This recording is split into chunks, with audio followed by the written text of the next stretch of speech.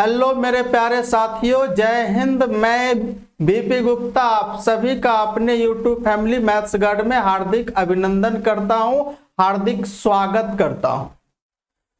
जैसा कि आप लोगों को पता है कि आज के क्लास में हम डिस्कस करने वाले हैं फटाफट रिवीजन सीरीज एपिसोड नंबर 6। इसमें हम लोग मिक्स्ड क्वेश्चंस का प्रैक्टिस करते हैं। जैसे आपके एग्जाम में पूछा जाता है उस टाइप से क्वेश्चंस पूछे जाते हैं, उस टाइप से क्वेश्चंस हम आज प्रैक्टिस करने वाले हैं। आज मैं आपके एसएससी सीजीएल जो अभी 1-1.5 महीना पहले एग्जाम हुआ था उसका मैं क्वेश्चंस आपके सामने जैसे लेकर आया हूं। हमें उम्मीद है कि आज का सेशन आप लोगों को बहुत अच्छा लगेगा और इस सेशन से आप लोगों को बहुत कुछ जो आप मतलब जो नहीं जानते थे वो भी आपको जानने का मौका मिलेगा। तो सबसे पहले आप लोगों को इस मैथ्स गाइड में आपका स्वागत है।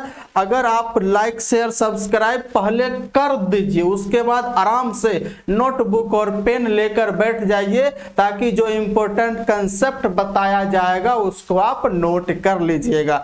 तो उसके बाद अगर आज की क्लास का अगर इसके पहले यानी आपको कोई भी पीडीएफ चाहिए है ना, किसी भी क्लास का पीडीएफ चाहिए तो उसके लिए आपको टेलीग्राम चैनल को ज्वाइन कर लेना है जिसका नाम है मैथ्स गाइड ऑफिशियल। जो वीडियो के डिस्क्रिप्शन में उसका लिंक है, वहां से आप जो है टेलीग्राम चैनल को ज्वाइन कर लीजिएगा। तो आइए हम लोग आज के सेशन को स्टार्ट करते हैं। आप लोग अच्छे से लाइक शेयर सब्सक्राइब कर दीजिए, अपने दोस्तों अपने रिश्तेदारों जो भी है सबको जोड़िए। उसके बाद आप एक साथ बैठ जाइए पढ़ने के लिए, मजा आएगा। बिल्कुल हम ये उम्मीद तो हम ये वादा करते हैं आप लोगों को कि यानी मैथ्स में किसी प्रकार का कोई दिक्कत नहीं होने दूंगा हमारे रहते, चाहे आपका रिवीजन क्लास हो। और मैं आपके सामने एक सोच रहा हूं कि मतलब एक चैप्टर वाइज भी लेकर आऊंगा, बहुत जल्द ही वो भी क्लास आपके सामने आज जाएगी। तो आज हम लोग फटाफट रिवीजन सीरीज का एपिसोड नंबर 6 का सबसे पहला क्वेश्चन आपके सामने स्क्रीन पे है, इसको देख लीजिए। और ये आपका जो है सो जुलाई में एग्जाम हुआ था, 1.5 महीना पहले की बात है। उसमें सीजीएल का क्वेश्चन आया था, ये आया था पहला शिफ्ट में, वही आपके सामने आज मैं डिस्कस करने वाला हूं। तो इस सवाल को पढ़िए और इसका आंसर बताइए तो क्या होगा। इसका आंसर बताइए क्या होगा जल्दी से। ए बी सी डी में से कौन सा आंसर होगा, फटाफट बताइए आंसर। क्वेश्चंस क्या कहा है पहले इसको पढ़िए। पर कितने समय में, यानी समय पूछ रहा है 4% वार्षिक दर से 10,000 रुपया पर उतना ही ब्याज प्राप्त होता है जितना 5% साधारण ब्याज दर पर 4 वर्ष में 8,000 रुपए पर प्राप्त होता है। भाई वही तो है, यानी इसमें सिंपल इंटरेस्ट पूछा है तो आपको मतलब इसमें समय पूछा है, इसमें क्या चीज इक्वल है। तो इसमें आपका सिंपल इंटरेस्ट इक्वल है, दो कंडीशन है दोनों का। तो सिंपल इंटरेस्ट होता क्या है तो आपको पता है PRT/100 होता है। यहां पर है दोनों का सिंपल इंटरेस्ट। तो पहला का सिंपल इंटरेस्ट क्या होगा, अगर मैं बात करूं सिंपल इंटरेस्ट 1 तो उसके लिए मूलधन कितना है 10,000 है। रेट कितना है तो रेट है आपका 4%। कितने समय नहीं पता है, यही तो पूछा है। और ये बट्टा 100, ये हो गया पहला का मूलधन, मतलब पहला का सिंपल इंटरेस्ट। दूसरा में क्या कह रहा है कि 5% साधारण ब्याज की दर पर। अब की बार जो है सेकंड कंडीशन में मूलधन कितना है 8,000 है, रेट कितना है 5% है, समय कितना है 4 साल है, बट्टा 100। ये हो गया दूसरा का सिंपल इंटरेस्ट। ये दोनों क्या है उतना ही है, यानी बराबर है। तो यहां से 100 से 100 कटेगा, यहां से परसेंट कटेगा, 4 से 4 कटेगा। उसके बाद आपका कितना 1 2 3 0 कट गया, यहां भी 1 2 3 0 कट गया। ये कितना हो गया 10T और उधर हो गया 8×5 = 40, यानी समय कितना होगा 4 साल। आपका उत्तर कितना आ जाएगा मेरे भाई 4 साल। ऑप्शन नंबर डी सवाल का राइट आंसर। कितना आसान सवाल था, बस आपको ये चीज पता होनी चाहिए कि सिंपल इंटरेस्ट बराबर क्या होता है। ठीक है, बात समझ में आ गया।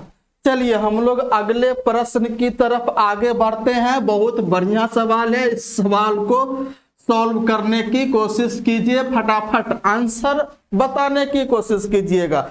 इसमें बताइएगा ABCD में से कौन सा आंसर होगा, जल्दी से। आपके सामने प्रश्न है, कम से कम क्वेश्चन को तो पढ़िए ध्यान से। अगर क्वेश्चंस को पढ़ लीजिएगा ना तो आधा सॉल्व हो जाएगा ऐसे ही, लेकिन आपको क्वेश्चंस को ध्यान से पढ़ना है, उसके बाद आपका आधा सॉल्व होगा। अन्यथा फिर तो वही बात, जब तक पढ़िएगा नहीं, आपको रीडिंग हैबिट को मजबूत करना है। मैं बता रहा हूं, अगर आपको सवाल जल्दी करना है तो रीडिंग हैबिट को आपको मजबूत करना पड़ेगा। जितना मतलब पढ़ते जाइए और साथ ही साथ समझते जाइए, और साथ ही साथ ये भी जानिए कि कौन सा अप्रोच लगने वाला है।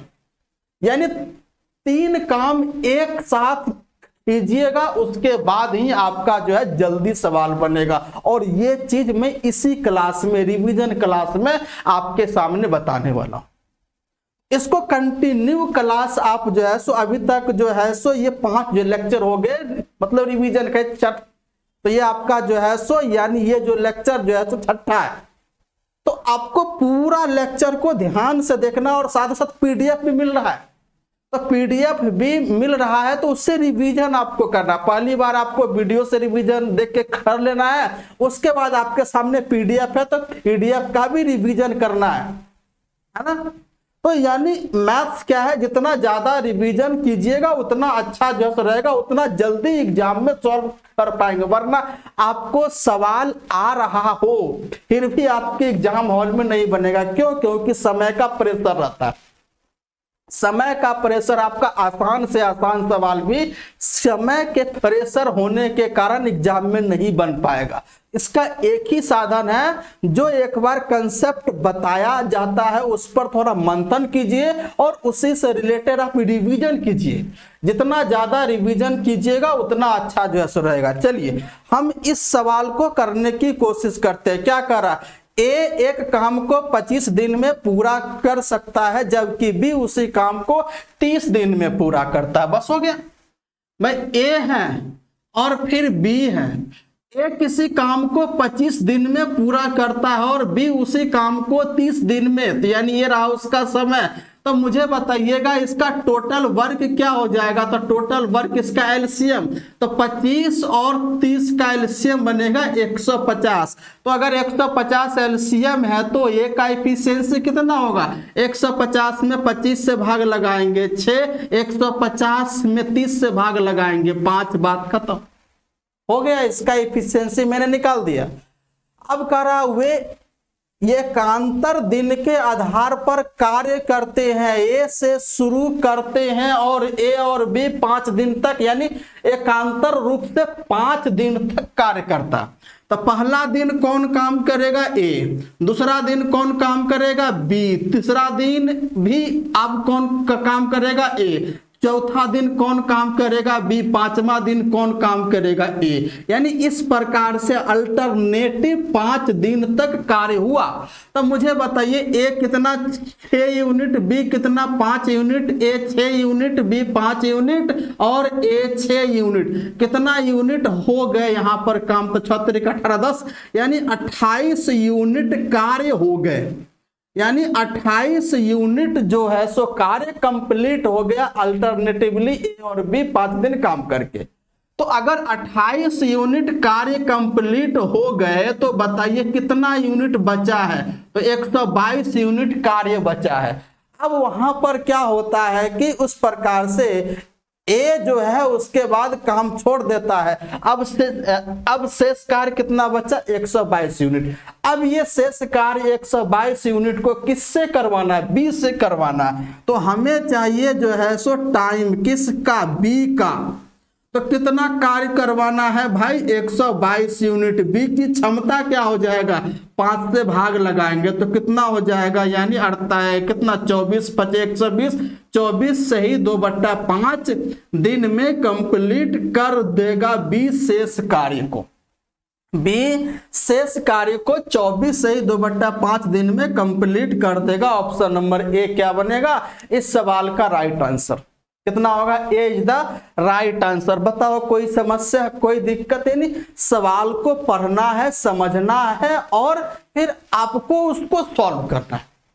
ठीक है, चलिए आगे बढ़ो। चलिए, ये रहा आपके सामने, बहुत बढ़िया सवाल है भाई, अच्छा सवाल है ये, है ना?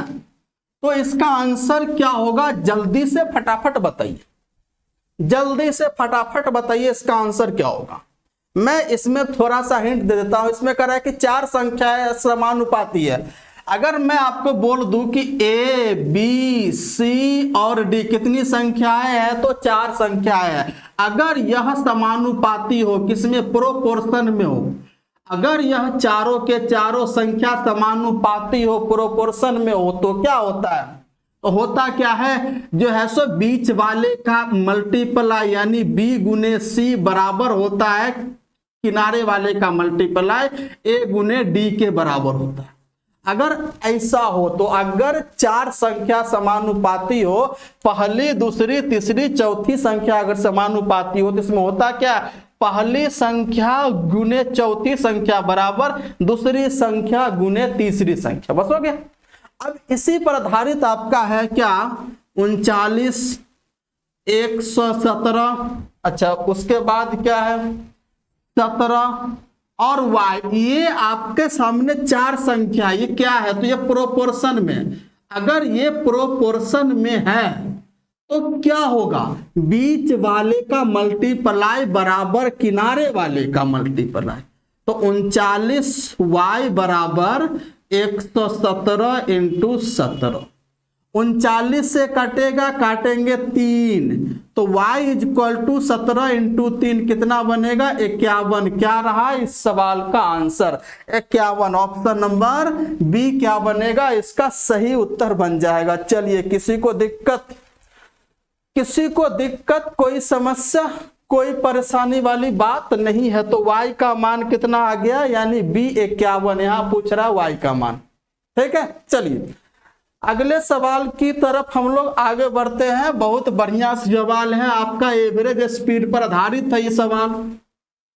मैंने थोड़ा सा देखने से ही पता चल गया कि किस पर आधारित है, क्योंकि लास्ट में हमने देख लिया था लिखा हुआ औसत चाल, यानी एवरेज स्पीड पर आधारित है ये सवाल। एवरेज स्पीड, सबसे पहले आपको पता होना चाहिए कि एवरेज स्पीड होता क्या है। तो मैं यहां पर आपको बता दूं कि जो एवरेज स्पीड होता है, एवरेज स्पीड, एवरेज का मतलब औसत चाल। एवरेज स्पीड होता क्या है? ये आपका टोटल डिस्टेंस, टोटल डिस्टेंस यानी किसी व्यक्ति के द्वारा तय की गई कुल दूरी और उस दूरी को तय करने में लगा समय, यानी टोटल टाइम। Total time. अगर मुझे समय चाहिए तो समय क्या होता है? दूरी बट्टा स्पीड होता है। किसी को दिक्कत? कोई दिक्कत नहीं। अब इस सवाल को पढ़िए और इसमें पूछा है कि आप मुझे बताइए इसका एवरेज स्पीड क्या होगा। इस सवाल को पढ़ के बताइए इसका एवरेज स्पीड क्या होगा। तो हम तो यहां पर यह कह रहा है कि अपनी यात्रा का एक भाग के रूप में एक व्यक्ति 80 किलोमीटर प्रति घंटा की चाल से 120 किलोमीटर की यात्रा करता है। अभी वह 80 किलोमीटर प्रति घंटा की चाल से 120 किलोमीटर की यात्रा करता है। चलिए, उसके बाद कह रहा है कि अगले 100 किलोमीटर की यात्रा 40 किलोमीटर प्रति घंटा की चाल से करता है और 75 किलोमीटर प्रति घंटा की चाल से प्रारंभिक स्थान पर वापस आ जाता है। तो हमें चाहिए एवरेज स्पीड। तो एवरेज के लिए पहले टोटल दूरी, तो सबसे पहले उसको जाने और फिर वापस आने में टोटल दूरी कितना है। तो आप बोलोगे सर वह 120 किलोमीटर की दूरी तय करा 80 किलोमीटर प्रति घंटा की चाल से, फिर वह 100 किलोमीटर की दूरी तय कर रहा है 40 किलोमीटर प्रति घंटा की चाल से, फिर वापस आ रहा है। तो मुझे बताइए कितना जा रहा है? 220 किलोमीटर जा रहा है, तो फिर वापस कितना आएगा? 220 किलोमीटर। तो इसको 2 से गुना कर देंगे, क्योंकि 220 किलोमीटर जा रहा है तो वापस 220 किलोमीटर तो वापस भी तो आएगा, इसलिए हमने यहां पर 2 से गुना किया। अब मुझे बताइएगा, तो अगर 2 से गुना नहीं कर सकते हैं तो वापस कितना आएगा वह, तो वापस आएगा वह 220 किलोमीटर। चलिए बात खत्म। अब मुझे बताइए चाहिए क्या, हमें चाहिए नीचे टोटल समय यानी कुल समय। तो समय इज इक्वल टू दूरी बट्टा स्पीड यानी दूरी बट्टा चाल। तो वह 120 किलोमीटर की दूरी किस चाल से, तो 80 किलोमीटर प्रति घंटा की चाल से। तो इसका समय कितना हो जाएगा 120/80। दूसरा यानी वह जो है सो 100 किलोमीटर की दूरी किस स्पीड से, तो वह 100 किलोमीटर की दूरी 40 के स्पीड से। अब वह वापस कितना आ रहा है, तो 220 किलोमीटर वापस आ रहा है किस स्पीड से, तो 75 के स्पीड से। तो 220/75। अब करना कुछ नहीं, इसको जोड़ देना है, अब इसको सॉल्व करना है। अब इसे आपको सॉल्व करना है और इसमें जैसे लगभग में आपका आंसर पूछा है, तो इसका आंसर कितना हो जाएगा, बस आप लोगों को सॉल्व करना है। चलिए अब इसे सॉल्व करते हैं। तो ये मुझे बताइए कितना से कटेगा, 15 से कटेगा, 15 से नहीं, 5 से कटेगा, 5 से ही हो जाएगा 15, 5 से हो जाएगा 44। अब ये कितना से कटेगा, 20 से कटेगा, यानी 20 पंचे 100, 20 दूना 40, बात खत्म। अब ये कितना से कटेगा, 20 से, तो 20 छक 120 और 20 चौका 80। अब आपके सामने ऊपर में कितना हो गया, 220 यानी कितना बनेगा 440 टोटल दूरी। अब ये हमारे पास है 6, अरे ये हाँ भी और कटेगा, ये जो है सो कितना से 40 से कटेगा, 40 × 3 40 × 2 हो गया 15, 2 का एलसीएम कितना बनेगा 30। चलिए 30 में 2 से भाग लगा, 15 तिया 45, कितना हो जाएगा 5, 15 पचे 75, 2 44 दूनी 88, बात खत्म। अब ये 440 और ये 30 ऊपर आ जाएगा, बट्टा में कितना हो जाएगा। अब इसको सॉल्व करते हैं, 8 10 कितना हो जाएगा, 18 का 8 कैरी 1, 9 7 16, 16 और 4 20 हो गया, बात खत्म। अब ये कितना से कटेगा, तो अब यह कटेगा 4 पचे 20, 4 दूना ये 8 से भी कटेगा, तो ये हो जाएगा 8 दूना 16, 8 दूना 16 और 8 छक 48। अब ये अगर 8 से काटूंगा तो 8 पचे 40, 8 पचे 40 हो गया, और ये फिर 8 पचे 40, फिर ये कटेगा 13 और ये हो जाएगा 15। तो आपके सामने ऊपर में कितना आ गया 55 × 15 बट्टा में 13। अब इसका मुझे सॉल्व करना है, कितना आ जाएगा, तो 15 पचे 75, 15 पचे 75 और 7 कितना हो जाएगा 82 बट्टा 13। अब ये 13 से भाग लगाएंगे, 13 छक 78, कितना हो जाएगा 13 छक 78 और ये हो जाएगा 4 45, 13 तिया 39, यानी 63 ऑप्शन में है, हाँ बिल्कुल 63.46 आपका क्या हो जाएगा, आंसर हो जाएगा ऑप्शन नंबर सी, इसका राइट आंसर हो गया ऑप्शन नंबर सी। इसमें था थोड़ा सा कैलकुलेशन था, इसको आप लोगों को सॉल्व करने थे। आ गई बात। चलिए अगले सवाल पर हम लोग बढ़ते। बहुत बढ़िया, अलजेब्रा का है ये सवाल, आपके अलजेब्रा का है, और इस सवाल को पहले ध्यान से देखिए कि क्या दे रखा है और क्या पूछा है। बस आपको यही सोचना है, क्या दे रखा है क्या पूछा है। अगर ये सोच लिए तो आपका सवाल बन गया, इसमें कोई डाउट नहीं रहेगा। चलिए आपके सामने 7b - 1/4b, 7b - 1/4b बराबर 7 दे रखा, और आपसे पूछा क्या है 16b² + 1/, कितना 1/49b², ये हमसे पूछा है। तो अगर आप ध्यान से देखो तो यह 4b का होल स्क्वायर है और यह 1/7b का स्क्वायर है। तो मुझे 4b और 7b के फॉर्म में तो लाना होगा ना, यानी यहां पर 4b और यहां पर 7b लाना होगा, उसके बाद इसका स्क्वायर करेंगे तो ये बनेगा। लेकिन हमारे पास क्या है 7b और ये, तो हमारे पास है 7 ऊपर में 4 यानी 7/4, यानी ऊपर में 7 है जैसे नीचे में 4 है, लेकिन ऊपर 4 नीचे 7 लाना। तो हमको करना क्या है कि इसका उल्टा, यानी 7/4 तो इसका उल्टा कितना 4/7, यानी अगर ये 7 है और नीचे में 4 है तो ये बना 7/4, इसका उल्टा कर दो 4/7 से मल्टीप्लाई कर दो। अब अगर 4/7 से मल्टीप्लाई करते हैं इधर 7b - 1/4b is equal to 7 × 4/7।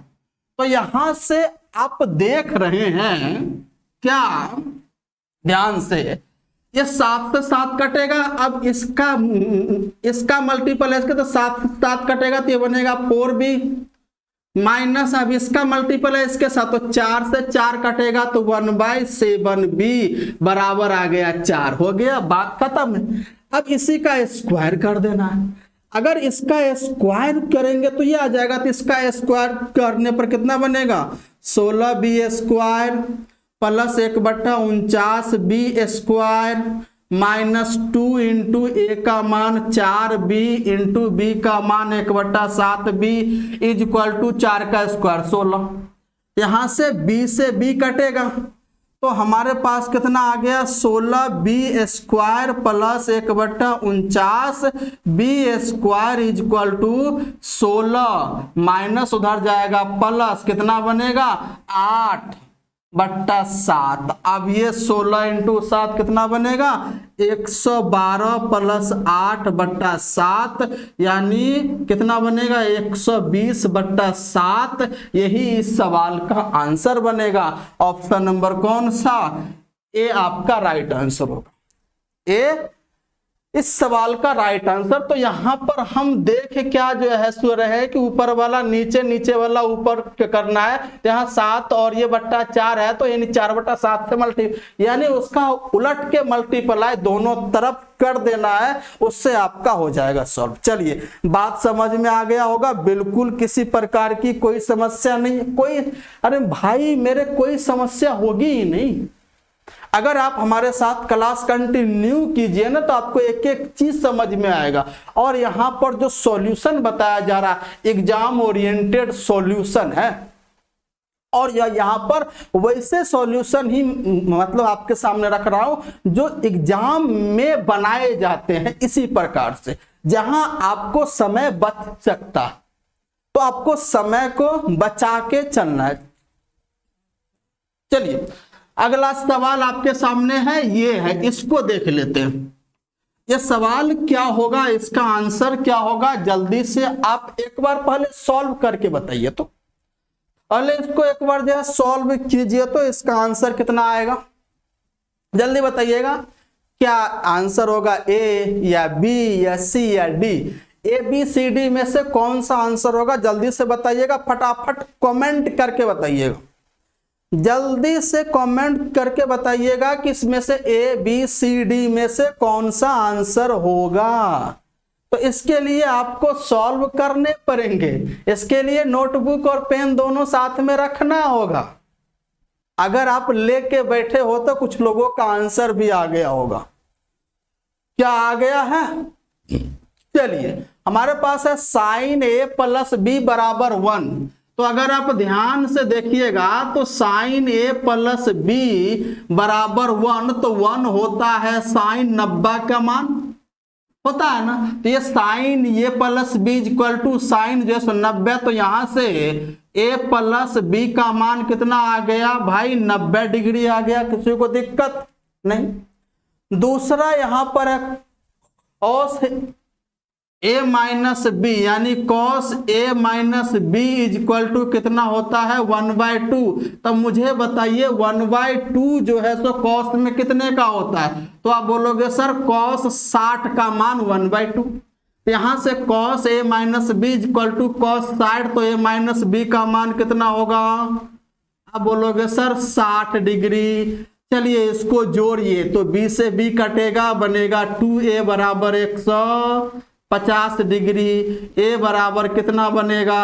75 degree. और a का ही मान आपसे पूछा है, तो ऑप्शन नंबर सी 75 डिग्री। कोई दिक्कत, कोई परेशानी देख रहे हो? CGL 2023 का क्वेश्चन पूछा हुआ क्वेश्चन है, CGL का है, ऐसे क्वेश्चंस आते हैं। चलिए अगले सवाल से पहले हम लोग क्या करते हैं, अगर आपको सेशन अच्छा लग रहा होगा इसको लाइक शेयर एंड सब्सक्राइब जरूर कीजिए, अपने दोस्तों के साथ साझा कीजिए इस सेशन को, ताकि ज्यादा से ज्यादा लोग आ सके, आप सबका भलाई हो सके। जिनका भी मैथ कमजोर है, अगर उनको कंसेप्ट पता है, उसका प्रैक्टिस नहीं है कि यानी उसको जो सवाल मतलब है, मतलब उसका प्रैक्टिस अच्छे से वैसा नहीं है, तो यहां पर आकर प्रैक्टिस कर सकता है, उनका मैथ्स अच्छा हो जाएगा। देखो ये चीज है ना, मैथ सीखना एक लर्निंग प्रोसेस है, इसमें थोड़ा सा वक्त लगेगा, थोड़ा सा इसमें समय दोगे तो आपका सब कुछ सेट हो जाएगा, कोई दिक्कत वाली बात नहीं है।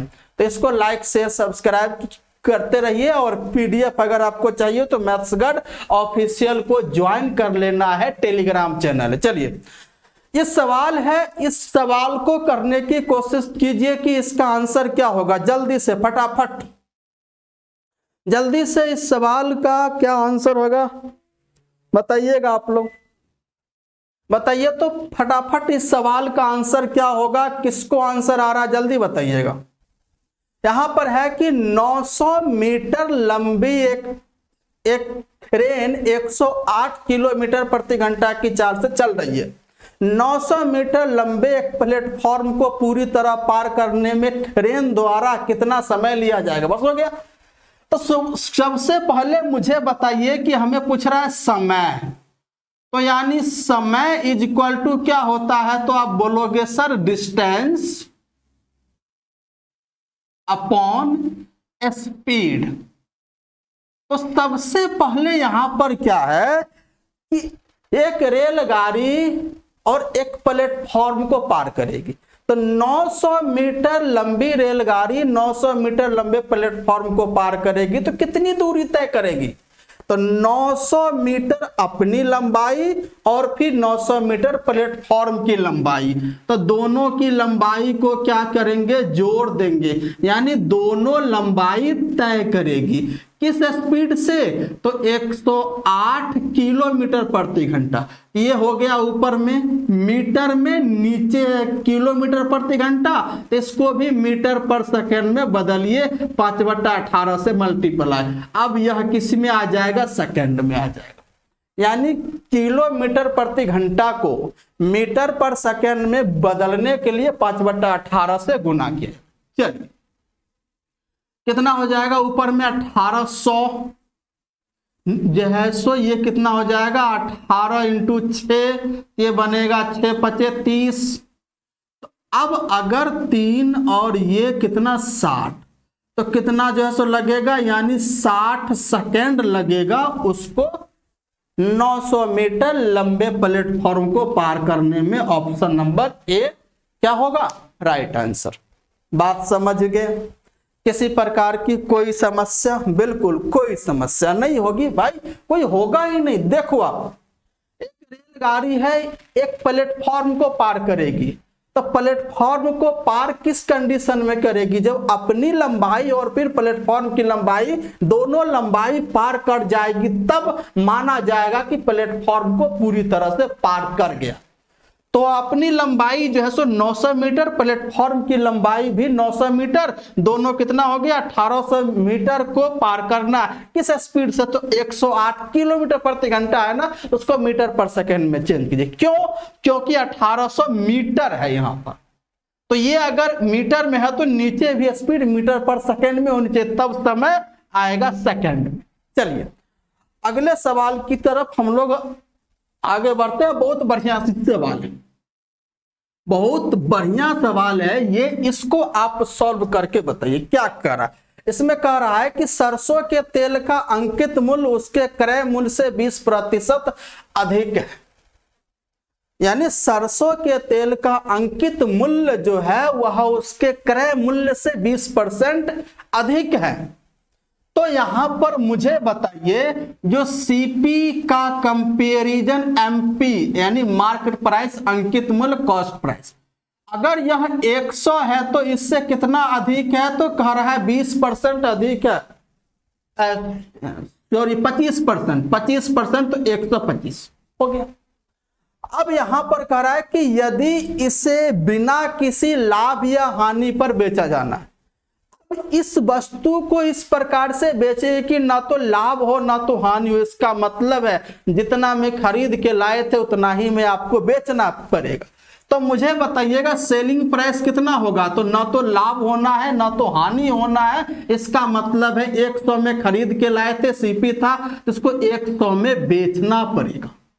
बात खत्म। तो इस अंकित मूल्य से कितने प्रतिशत कम में बेचा गया, तो अंकित मूल्य 125 कितना बेचा गया, 100 में बेचा। कितने कम में, 25 कम में। कहां से, 125 से 100 पे कितना, बात खत्म।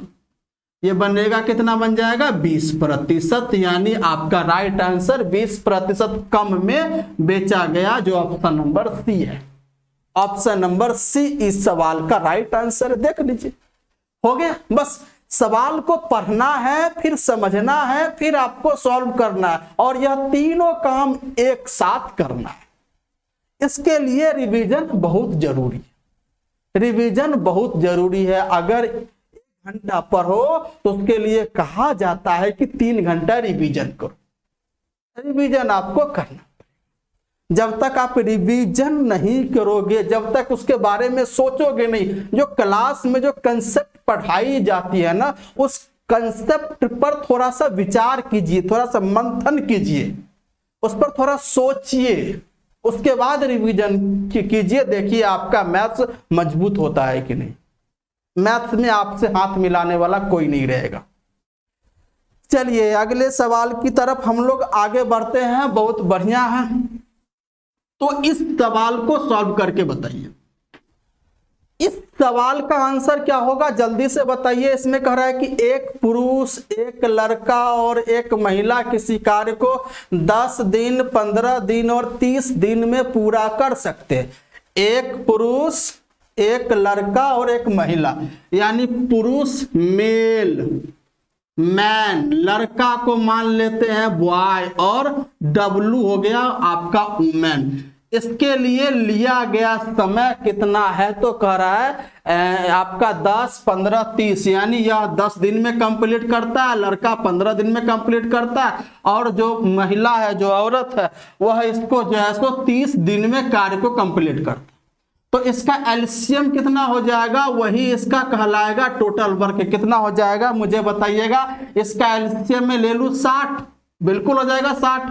तो अगर इसका एफिशिएंसी कितना हो जाएगा, तो 60 में 10 से भाग लगाएंगे 6, इसका हो जाएगा 4, इसका हो जाएगा 2। बात खत्म।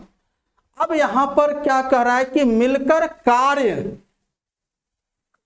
करने पर एक पुरुष, एक महिला और एक लड़का उस कार्य को कितने दिन में, अब करे तीनों मिलकर है। चलिए रिक्वायर्ड आंसर कितना कार्य करवाना है, तो 60 यूनिट। किससे, तीनों से। तीनों की क्षमता 10, 4, 14, मतलब जो है 6, 4, 10, 2, 12। इसका एलसीएम इस भी आपका होगा। तो चलिए 60 पर बनाया तो कोई बात नहीं। कितना हो जाएगा, 12 हो जाएगा। 12 बचे, यानी कि आपका कितना आंसर हो जाएगा, 5 दिन में कंप्लीट हो जाएगा। इसका एलसीएम आप जो है सो 30 लेकर ही बनाओगे। इसका एलसीएम 30 ही होगा, है ना। तो आप जो है 30 लेकर भी बनाओगे तो उतना ही आंसर आएगा। ऑप्शन नंबर कौन सा, सी आपका क्या होगा इस सवाल का राइट आंसर। बस हो गया। कोई दिक्कत वाली बात, कोई समस्या वाली बात बिल्कुल जो है नहीं। चलिए 1 चलिए अगले प्रश्न पर। अरे बहुत बढ़िया सवाल है, ज्योमेट्री का है। यहां पर आपके सामने क्या कहा है, पहले आप उसको देखिए। यहां पर यह कह रहा है कि दो त्रिभुज के सर्वांगसम होने के लिए कौन सी शर्तें हैं, है ना।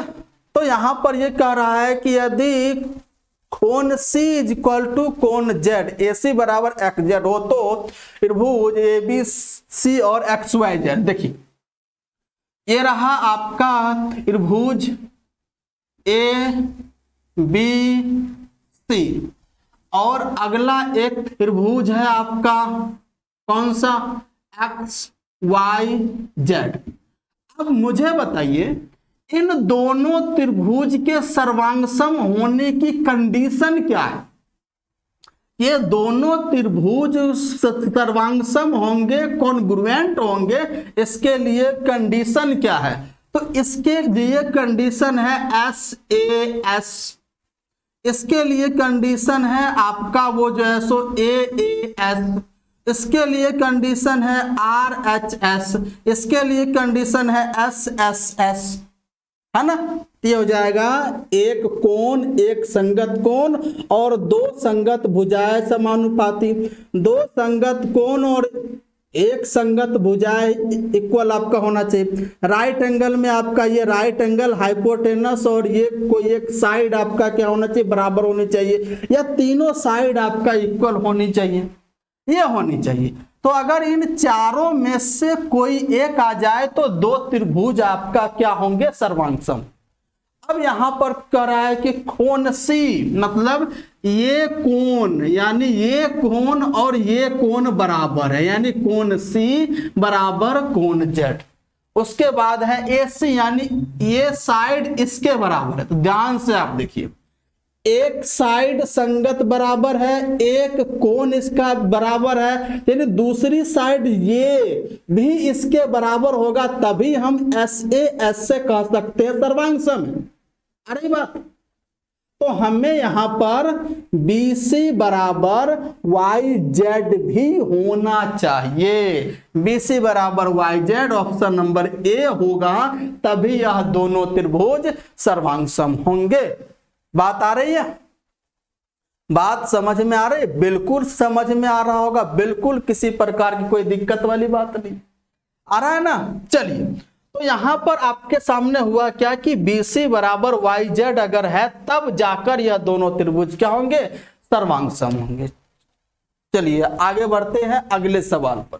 बहुत बढ़िया सवाल है, ये भी अलजेब्रा का है, लेकिन इस अलजेब्रा का है तो इसमें आप किस प्रकार से सॉल्व करोगे, जल्दी से बताओ। इसमें तो इसमें कह रहा है x का मान है -4, y का मान है -1।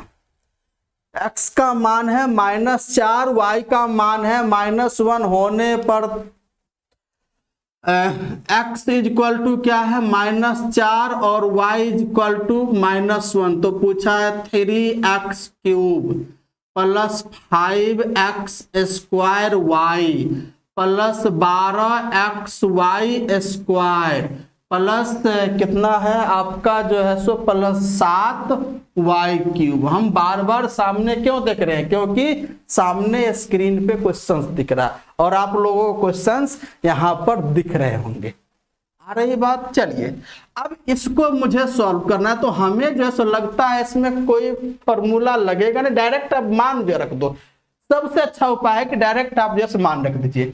ये हो जाएगा 3 इंटू यानी x का मान -4, -4 का पावर 3 -64, बात खत्म, plus 5 into x square, x का मान -4, -4 का स्क्वायर 16 और जो है सो y का मान -1, बात खत्म, प्लस 12 इंटू एक्स का मान -4 इंटू वाई का मान -1 का स्क्वायर 1 और प्लस 7 इंटू वाई का मान -1 का क्यूब -1 हो गया। चलिए 4 तिया 12, 6 तिया 18, 19 -192 -16 पचे 80 -12 चौक 48 -7 हो गया, बात खत्म।